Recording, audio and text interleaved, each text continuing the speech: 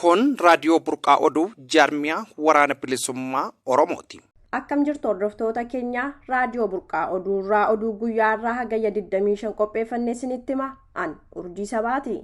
Waraanni bilisummaa Oromoo idilee tarkaanfii diina irratti fudhatu jabeessee itti fufee jira. Horroo Guduruu Wallaggaa Ona Jaartee magaalaa Haroo Labuu keessatti hagayya 21 bara 2024 waboon tarkaanfii waraana murna biltsiginnaa irratti fudhateen hedduu isaanii du'aaf madoon adabuun baramee jira. Lola kana keessatti injifannoo galmeesseen meeshaa kanneen akka bireenii fi AKM diinarraa hiikuun mooraa qabsoo bilisummaa Oromoof galii gochuunis beekamee jira. Waboon tarkaanfii laalessaa fudhateen humni diinaa hedduun hojii ala ta'urraa kan ka'e murni diinaa hangaarraa reeffaaf madoollee kaafachuu akka hin dandeenye maddeen keenya eejensii burqaa oduutti himanii jiru. Hagayya 21 bara 2024 waraanni bilisummaa Oromoo idilee lixa shaggar ona adaa baargaatti tarkaanfii waraanaa mootummaa Itoophiyaa irratti fudhateen mooraa diinaa irratti kasaaraa jajjabaa geessisuu beeksise. Tarkaanfii itti fufiinsaan fudhataa jiru kana keessatti guyyichuma 21 ajjeesuun hidhattoota gandaa yookaan milishaa lamaa fi raayyaa ittisa biyyaa 5 booji'ee jira.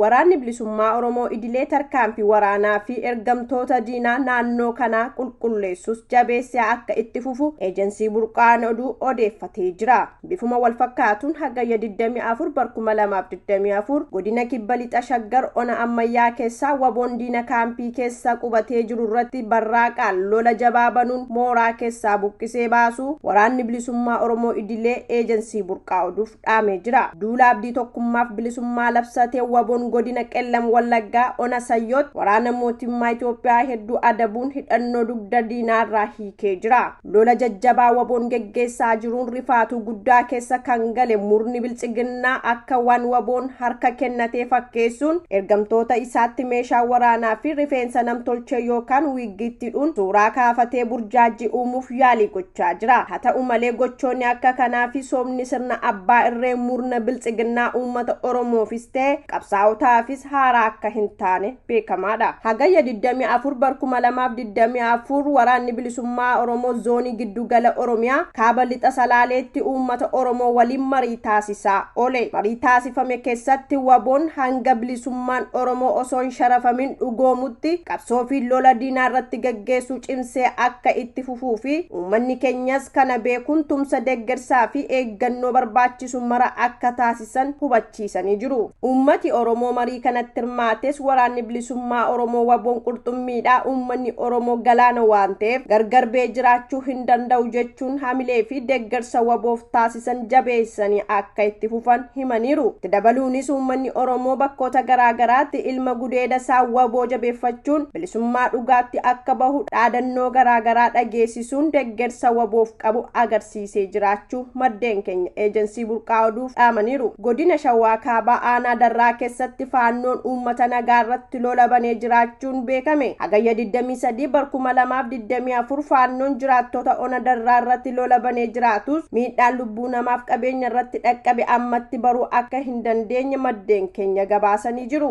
Hidhattoonni faannoo fi humni mootummaa Itoophiyaa yeroo adda addaatti aanaa Darraa keessatti uummata nagaa irratti lola banuun qabeenya barbadeessaa fi lubbuu galaafataa akka turan gabaafamaa turuun isaa ni yaadatama. Hordoftoota keenya raadiyoo burqaa oduurraa oduu guyyaarraaf qabanne kana gammaa ture.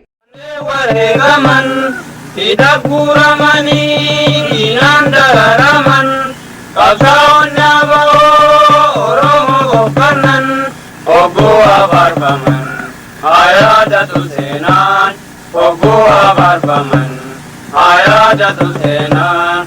Ishoo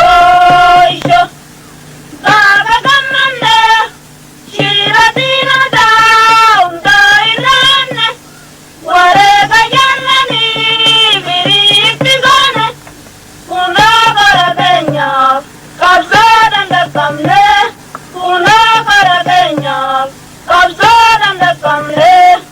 Harmaan jabaatee guddinni kargamu jarmayni aba'oo daraan akka jimu ilmaamni fuulduraa lafaa kaayamu milkiin koraa kana hundaa balabsamu milkiin koraa kana hundaa balabsamu. Ishoo baaka gammannee shira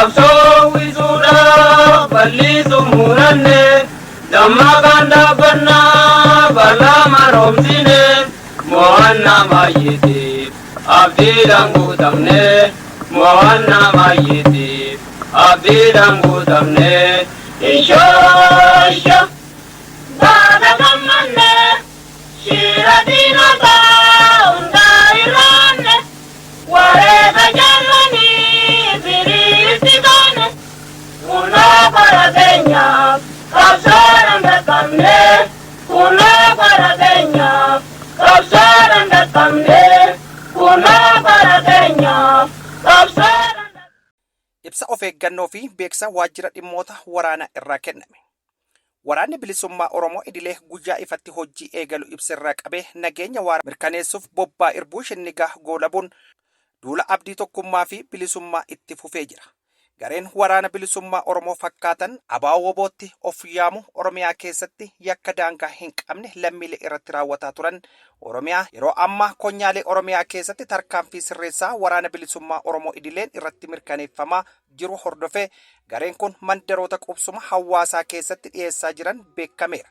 Akkasumas waraanni bilisummaa Oromoo idilee dirqama irra jiru of fakkeessanii goyoomsa gara raawwataa akka jiranii fi konkolaataa imala irra jiruun dhaabanii qarshii gaafatan odeeffannoo jaarmiyaa qaqqabeen mirkaneessee ummanni keenya sochii idilee taasisuu keessatti of eeggannoo barbaachisu akka gootan barbaachisaa ta'uu hubachuun battaluma gareen sochii waraana bilisummaa Oromoo idilee fakkaataa kun agartan yookiin dhageessan caasaa jaarmiyaa waraana bilisummaa Oromoo idileef gabaasa gochuu nageenya waaraa keessanii fi ummata mirkaneessuu qooda akka fudhattan isin yaadachiifna. Ummanni keenya karaa miidiyaalee hawaasummaa gocha farrummaa gareen kun maqaa waraana bilisummaa Oromoo raawwataa ture saaxiluu fi balaaleffannaa godhan jaarmiyaan galateeffataa ni jajjabeessa. Akkasumas keesson odeeffannoo jaarmiyaaf qoodaa jirtan galanni keessan bilisummaa haa ta'u. Ummanni Oromoo fi qaamni dhimmi ilaallatu hawaasa nagaa odeeffannoo miidiyaa irraa dammaqiinsa olaanaa argamsiisuuf bal'inaan akka walii qooddan dhaamsa waajjira dhimmoota waraana bilisummaa Oromooti. Gareen kun farra tarsiimoo qabsoo bilisummaa Oromoo hidhannootiin taasifamu ta'uu kan beeksifnu caalatti ummanni keenya mirkaneessanii jiru. Jaarmiyaa waraana bilisummaa Oromoo waliigalaa ifatti waajjira dhimmoota waraanaatiif qindeessaa waliigalaa Gammachuu Angaasu.